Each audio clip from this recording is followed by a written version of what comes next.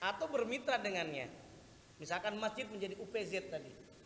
Kalau menjadi UPZ, boleh tadi dia bergerak sebagai amil. Boleh ada jatahnya. Boleh dikembangkan program-programnya. Itu sesuai dengan undang-undang. Tapi kalau kita tadi sebagai panitia saja mengumpulkan, kalau memang undang-undang ini ditegakkan, kita kena Pak denda 50 juta. Undang-undangnya ada nomor 23 tahun 2011. Nah ini kembali, transparan itu sangat penting. Kayak teman-teman panitia, belajarlah transparan tadi itu. Minimal tadi berapa muzakinya, siapa namanya, teleponnya kalau bisa. Harapannya biar ketahuan berapa, apakah zakat fitrah, zakat mal. Dibuat laporan-laporan yang sederhana, nggak usah berpikir laporan yang serius, tapi minimal tadi ia akan belajar. Ini dari mana, dikeluarkan untuk apa. Kita belajar. Kalau tadi udah undang-undang nggak apa-apa lah, biar kita belajar proses kan, proses yang ada. Jadi gampangnya lembaga-lembaga zakat yang amanah kayak dompet tuh apa, rumah zakat banyak sekarang nih. Baitul Mal, Hidayatullah, YBM BRI, Yayasan Bank Muamalat, Bank Rakyat Indonesia ya. Itu Pak zakat infak sedekah terkumpul tahun 2012 sebesar 54 miliar rupiah. Dari karyawan 54 miliar diberdayakan, luar biasa. Kok bisa? Karena amanah tadi, percaya orang menjadi berzakat. Belum lagi ada kebijakan dari direksinya, bagi karyawan yang muslim wajib mengeluarkan zakat infak sedekah. Bagi yang tidak mau, harap menghadap rapat dewan direksi, langsung dipecat. Ternyata nggak ada satupun yang mau melapor gitu ya, yang keberatan. Ini yang luar biasa sekali modelnya. Jadi memang sebetulnya untuk perjuangan kayak teman-teman ini, alhamdulillah. Ini ada berapa nih? Akhwatnya 1, 2, 3, 7. Yang laki-lakinya juga banyak, ada alhamdulillah 30 orang ya. Ada 4 tuh. Jadi saya ingat ada kata-kata dari Soekarno Hatta itu. Soekarno dia bilang, berikan kepada saya 10 orang pemuda atau pemudi, saya akan guncangkan dunia. Ini kan lebih dari 10. Kalau anak sekarang kan bukan 10. Berikan saya 7 orang pemuda, akan saya jadikan boyband. Berikan saya 9 orang perempuan, saya akan jadikan Ceribel. Ya ini yang secara sederhana alhamdulillah Masjid As-Sajidin berupaya melakukan ini ya. Ini kan sebetulnya saya memang tidak paham apa-apa. Ya kan cuman saya sharing, saya mengasuh rubrik di majalah sharing, majalah Syariah Ekonomi dan Bisnis Syariah, menjadi narasumber di Belajar Islam. Kemudian belajar, saya meneliti disertasi saya tentang zakat profesi, menjadi narasumber di bagaimana lain-lainnya. Ya ini baru belajar. Artinya memang semua orang tidak ada yang sempurna. Semua pasti proses belajar. Tinggal tadi kawan-kawan mau jadi amilin yang amanah atau yang amilin yang tidak amanah. Amilin yang amanah namanya apa? Masih ingat apa tadi? Amilin. Kalau yang tidak amanah, amilin. Ya semua pilihan. Wallahu a'lam. Oke, gimana kira-kira Pak Ustadz Haji Sarmidi? Oh, ya. Nah, silakan, kebijakan ada di masjid. Syukur-syukur saya berharap, kita berharap untuk kemaslahatan, jangan hanya di bulan Ramadan saja. Kebayangkan otak kita zakat fitrah, padahal lebih besar infak sedekah kalau memang digulirkan. Ini sekedar ilustrasi tadi. Yang Masjid Az-Zikri itu ada iuran, satu keluarga itu 20.000 rupiah dari iuran. Namanya infak atau apa, iuran paksa itu ya. Satu kakak 20.000 orang, ternyata dalam satu pesona kayangan itu dana terkumpul 500 juta rupiah. Itu digunakan untuk apa?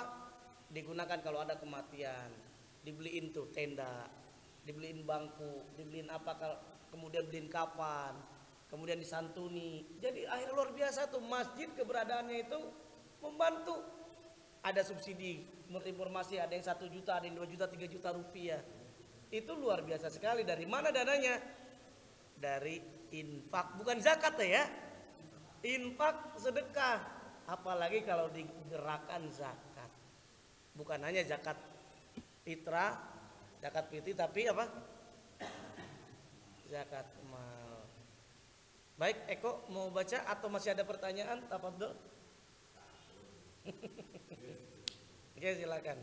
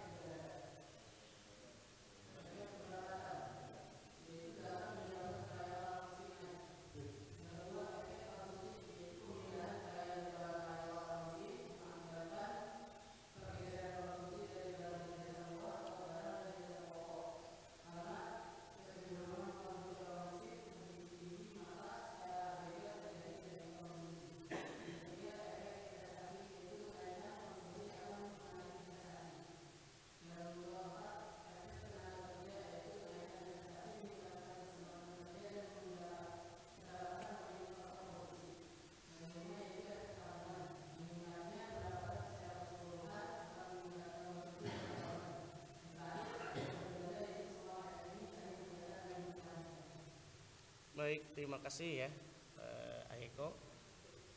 Ini mohon maaf saya pakai pengeras ya, karena suara saya ini harus beberapa tempat nih, jadi harus dihemat. Itu jadi kalau ini bisa mohon maaf gitu. Lagi-lagi nih Pak Ustadz Sarmidi ya, ya.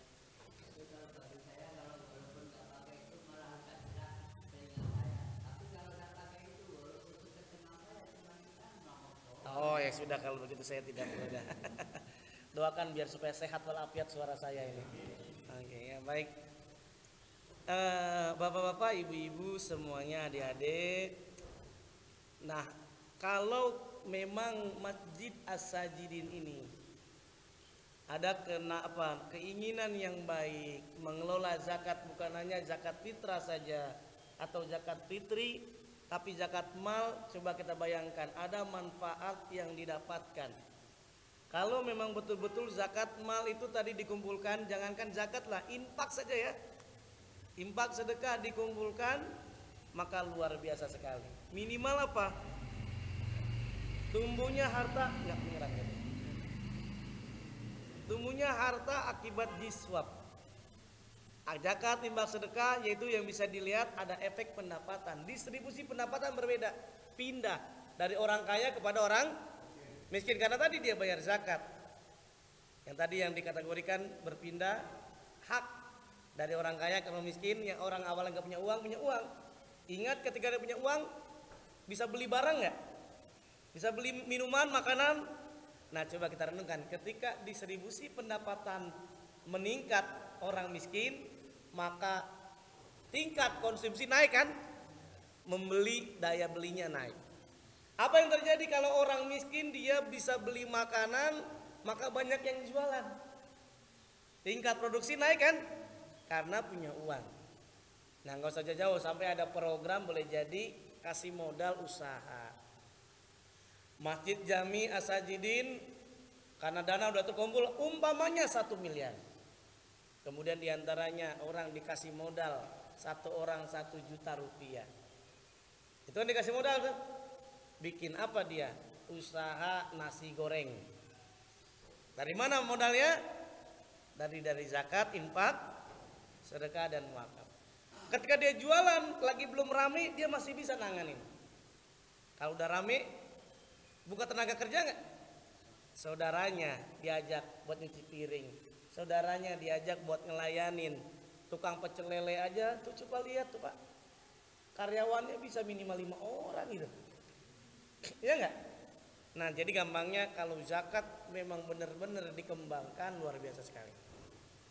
Produksi naik, konsumsi naik, investasi Naik tenaga kerja, dibuka tuh lapangan pekerjaan. Jadi gak usah bingung-bingung buka lapangan pekerjaan, tinggal kita buka usaha. Kalau udah rame pasti.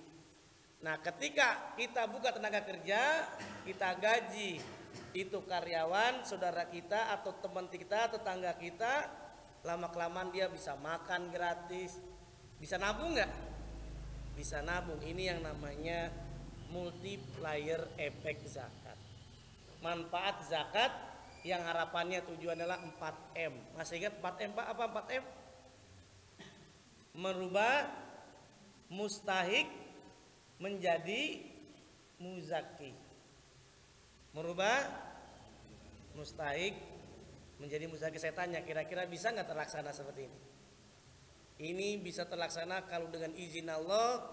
Semua yang hadir, bismillah, yuk bersama-sama nih makmurkan masjid. Dengan apa? Hidupkan zakat, infak, sedekah. Sangat luar biasa sekali manfaatnya gitu ya. Bisa dikasih beasiswa atau apa saja. Nah ini mohon dibacakan lagi. Coba Eko silakan. Gak usah pakai speaker nggak apa-apa ya. Nah.